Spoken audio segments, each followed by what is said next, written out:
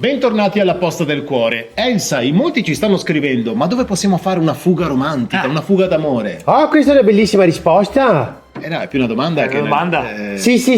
No, dico lei- Allora c'è un posto qui vicino che è lontano da noi, oppure qui lontano ma che è vicino a noi. Comunque è la stessa cosa, è Pellestrina. come no? È Bellissima una Pellestrina. meravigliosa isola della Laguna Veneta, Sì. luogo meraviglioso, Bello. un luogo di incanto, Sì. un luogo di incanto, Sì. un luogo di incanto, Sì. un luogo di incanto, Sì, però... un luogo di Esatto, incanto. sì, scanta. Anzi, sì. Posto dove andare e rigenerarsi. C'è stata lei? Mamma mia, certo che ci sono Ah, che stata. bello. Io dico, quando ci vai, torni meglio di come sei partita. Pensa come che ieri all'inizio del viaggio. No, vabbè, io ci dubito. Allora diciamo Elsa, cosa ci può raccontare di bello, non so, su Pellestrina? Ah, curiosità!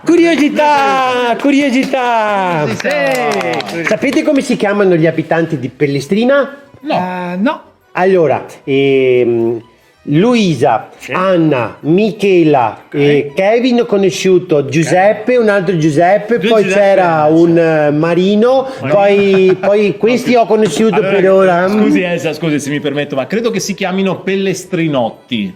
Beh, il cognome non gliel'ho chiesto, però siccome ci torno il weekend prossimo, Dai. casomai mi informo, signor Gaetano. Grazie. Grazie.